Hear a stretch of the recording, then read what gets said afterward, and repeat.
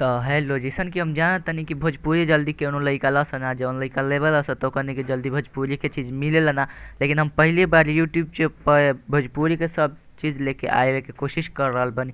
ऐसे सपोर्ट करी आ चली 10वा के जवन भी ऑब्जेक्टिव प्रश्न बा तेवना के हमनी के शुरू करी जा।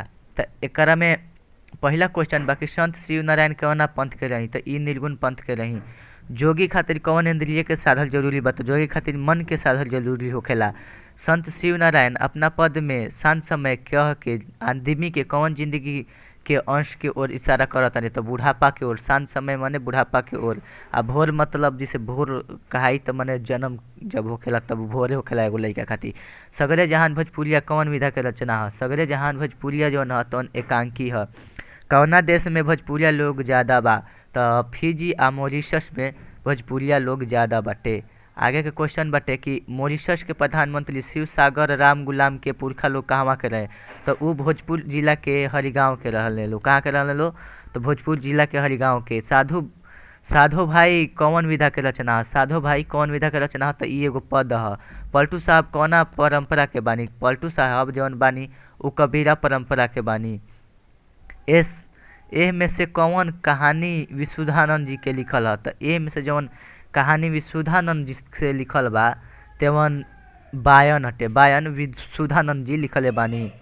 फतेह बहादुर शाही में कवि प्रथम क्रांतिकारी वीर केकरा के कहले बानी। तो ए में जौन एक राइट आंसर होई तौन सी फतेह शाही के। यही से बुझा जाता फतेह आ शाही लास्ट में बात। एहू से हमनी के एकरा के बढ़िया से समझ सकेली जा। आगे बाटे फतेह बहादुर शाही कहाँ के राजा रहले।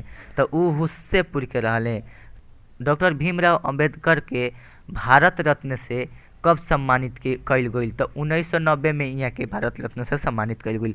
पूना पैक्ट केकरा बीच भइल रहे। तो ई गांधी जी आ भीमराव अंबेडकर के बीच भइल रहे। आगे बा केकरा के भारतीय संविधान के पितामह कहल गइल बा। तो भीमराव अंबेडकर जी के भारतीय संविधान के पितामह कहल गइल बा। त्रेसा कौन कहानी के पात्र हई। त्रेसा मत्तन के कहानी के पात्र हई। उहो बरखा आई में कौन ऋतु के वर्णन बा। तो यही तरी बरखा से पते बा हमनी के कि बरखा से हुई बरखे। तो वर्षा ऋतु जौन बा तवना के वर्णन बाटे। वर्षा ऋतु के गरियावेला। वर्षा ऋतु के जौन लोग गरियावेला रोज कमाए वाला मजदूर गरियावेलन। काहे से कि ऊ कैसे आखिर जब बरखा पड़ी तब कैसे काम करे हैं बहरी। तो यही बात के लेके ऊ गरियावेलन बरखा ऋतु के। गरजत बा आकाश बुझाता उहो बरखा आई। ई पंक्ति कवना कविता क। तो एहू से समझे के बा एहू में बरखा बा तो उहो बरखा आई। पूरा उहो बरखा आई यदि लिखलो बा तो एहू से हो सकेला उहो बरखा आई याद रही। पढ़ाई छोड़ला के बाद जगलाल चौधरी कहाँ गइनी। तो पढ़ाई छोड़ला के बाद गांधी जी के वर्धा आश्रम में जगलाल चौधरी चल गइनी। चली जगलाल चौधरी के राजनीतिक दल कौन रहे। तो राजनीतिक दल उहे रहे कांग्रेस के सदस्य रही जगलाल चौधरी। एक पंजाब की बेटी ला तू लिखल लमहर गाथा। ई कवना कविता के अंश ह। तो ई जवन कविता के अंश ह ई वर्षा से ह। कवना से ह। तो ई वर्षा से ह। आगे बा रमाकांत द्विवेदी कहाँ रमता जी यानी रमता जी के साहित्य भूषण कहवा से मिल रहे। तो यहाँ के जौन साहित्य भूषण मिल रहे तो देवघर विद्यापीठ से मिल रहे। मैट्रिक के जब परीक्षा पार कैले रही तब वही खुशी में इनका के मिल रहे। चलिए आगे बा हाथे कड़ी पाँव में बेड़ी डांडे रस्सी बन्हाइल। ई पंक्ति कवना कविता के ह। ई पंक्ति कवना कविता के ह। तो ई 42 के साथी के हटे। हिंदी फिल्मन से प्रसिद्ध चरित्र नायक नाजिर हुसैन कवना भोजपुरी फिल्म में काम कैले रही। तो यहाँ के गंगा मैया तोहे पियरी चढ़ैबो इहे फिल्म में काम कैले रही। आ ई पहला फिल्म बा भोजपुरी के। ई भी याद रखे के बा। ई भी क्वेश्चन आ सकेला। तो आगे के क्वेश्चन बा कि भोजपुरी फिल्म के दूसरका दौर के फिल्म कौन बा। तो जवन दूसरका फिल्म बाटे गंगा किनारे मोरा गाँव बहुत ही बढ़िया फिल्म बा। हम देखले भी बानी बहुत अच्छा फिल्म बा एकदम पारिवारिक। ई सब भोजपुरी में फिल्म के इति तोड़ नहीं है। आजकल के फिल्म में जानते बाड़ा का आवत अटे। तो नेह के पाती शीर्षक कविता केवना विशेष पर केंद्रित बा। जौन माने ई केवना चीज पर केंद्रित बा। तो ई मजदूर पर केंद्रित कइल गइल बा। 80 के दशक में गोरख पांडे कवना आंदोलन से जुड़ा रही। तो यहाँ के किसान आंदोलन से जुड़ा रही। कबड्डी खेले के नियम कौन राज्य में बनल रहे? कबड्डी खेले के नियम कौन राज्य में बनल रहे? तो ई जौन बनल रहे तमिलनाडु में बनल रहे। कहाँ बनल रहे? तमिलनाडु में। फिर आगे के क्वेश्चन बा कि कबड्डी खेल में प्रत्येक दल कितना खिलाड़ी होखेलन, माने एगो दल में कितना खिलाड़ी होखेलन? तो पूरा होखेलन 12 गो। कगो होलन? 12 गो, लेकिन उतरेलन 7 गो। ई याद रखे के पड़ी। आदमी सोचेला कि 7 गो, लेकिन 12 गो होला। पिछलका वीडियो में हम 7 गो बता दिल रही उ गलती से, लेकिन यहाँ में 12 गो सही हुई। काहे से कि हम उ सोच के बतैले रही कि 7 गो खेलन तो 7 गो ही, लेकिन ना, पूरा जौन कबड्डी में दल में आदमी होखेलन ना उ 12 गो होखेलन। ई सही हुई आंसर। यही से एकरा में गलती ना करम।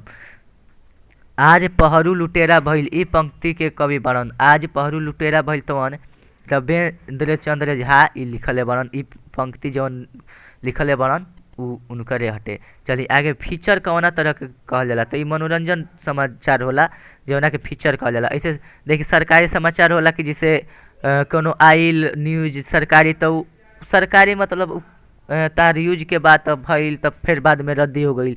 आपराधिक समाचार भइल, जो दिन चलल फिर रद्दी हो गई। लेकिन मनोरंजनिक समाचार जौन होला तो कबहू आदमी पढ़ेला तब मजा आवेला। तो ई हो गई फीचर के। चली आगे बा, 2-4 गो कौन विशेषण है? 2-4 गो जौन बा ऐसे ही बुझे तो संख्या में बाते तो संख्यावाचक हो जाई। दाल भात कौन है? तो दाल भात द्वंद्व है। चलिए आगे बढ़ी जा। क्रिया के भेद कई गो होला? तो क्रिया के भेद 2 गो होला आ संज्ञा के भेद 5 गो होखेला। ये तो सबके बचपने से पढ़त आवत नहीं जा। राम धीरे धीरे चलत ताड़न, राम धीरे धीरे चलत ताड़न तो क्रिया विशेषण है। काहे से कि चलत ताड़न तो ई तो ना हुई, लेकिन कैसे चलत ताड़न? तो धीरे धीरे धीरे धीरे जौन चलत ताड़न उ क्रिया विशेषता बतावता। चलत ताड़न के विशेषता बतावता। कैसे चलत ताड़न? तो धीरे धीरे चलत ताड़न। मेला कौन संज्ञा है? तो मेला में जानते बन कि भीड़ लगेला, तो एमे समूह जुटेला तो समूहवाचक संज्ञा हो गई। 9-2-11 भइल, 9-2-11 भइल के मुहावरा होखेला कि भाग गई। आग में घी डालल मुहावरा के अर्थ का होला? तो आग में घी डालल मुहावरा के जौन अर्थ होला क्रोध भड़कावल होला। का होला? क्रोध भड़कावल। पीताम्बर कौन समास है? पीताम्बर बहुब्रीहि समास है। चलिए आगे बढ़ी जा।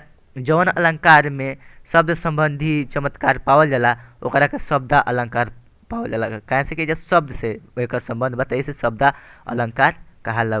जलखई के पर्यायवाची शब्द का है?